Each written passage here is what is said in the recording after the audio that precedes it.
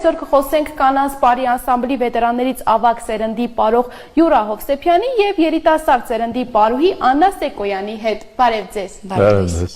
Շնորհակալ եմ մեր հրավերը ընդունելու համար։ Շնորհակալություն հրավերքի համար։ Ինչպես եք սովորաբար դուք սկսում ձեր օրը, ձեր առավոտը, հատկապես այսպես լինելով բարի արվեստի մեջ։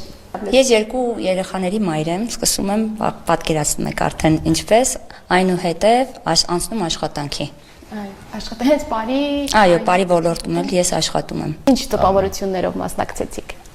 Պատասխանատու։ Շատ պատասխանատու էր ելույթ ունենալ նախ վետերանների, ովքեր ապրում էին մեզ հետ եւ ովքեր որ նստած էին հանդիսատեսի շարքում ու ամենակարևորը կարոտ էր։ Կարոտած էինք բոլորս, վաղուց չէինք ապրել։ Սուրեն Գյանջյանի մահից հետո կանանց անսամբլը դե գիտեք որ չի գործում ու սա մեծ առիթ էր։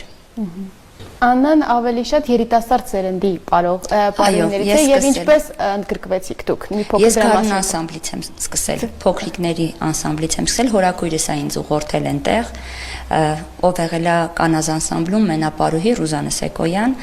ու այդպես տարիների ընթացքում մեծանալով երազանքեր շատերի համար կանազում լինել պարուհի կամ պարող, ընդգրկվեցի կանազում ու 10 տարուց ավել ես եմ այնտեղ ապրել արդեն։ Իսկ ձեր մասնագիտական ուղու վրա անսամբլում հայտնվել է ինչ տվեց ձեզ հետագայում արդեն դուք որպեսզի աշխատում եք։ Առաջինս էր Սուրեն Գյանջյանը կարողանում էր բոլորին վարակել իր սիրով դեպի բարը։ Շատ։ Ու փաստեց դա նաև այն մարդկանց ներկայությամբ, ովքեր որ չէին զբաղվում բարով։ Փաստ։ Բոլորին վարակ։ Այո, այս վերջի փորձերի ընթացքում գալիս էինք ու զարմանում ենք, թե ինչքան խինդով ու ողջավորվածությամբ ենք մենք հավաքվել մի գաղափարի շուրջ, բարի շուրջ։ Իսկ արդեն մասնագիտական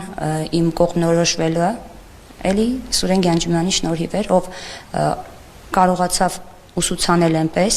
սովորացնել այնպես, որ ես արդեն իմ սաներին եմ նույն կերպ։ Բարը ներարկում էր մեր մեջ։ Ամենահիշարժան պարը, որ բեմադրել եք։ Ինձ համար էլ է Բերթը ամենալավագույններից մեկը, հատկապես երկրորդ հատվածը։ Ամենասիրելի։ Հետագայում արդեն ունեցանք նոր բեմադրություններ, կոչեմ ապրողաց բեմադրությունը, որը ուղղակի չգիտեմ։ Հանդիսատեսը միշտ հիացական հայացքներով ու հուզմունքով էր հեռանում։ Այդպիսի բառ էր։ Ինչ հետաքրքիր փաստեր իմացաք նաև նրա մասին, որ չգիտեիք։ Հասկացանք, թե ոնց է ստեղծվել, ոնց է այդ ամեն ինչը կայացել ու հասել մեզ, իսկ ինձ համար շատ ավելի ուրախալի էր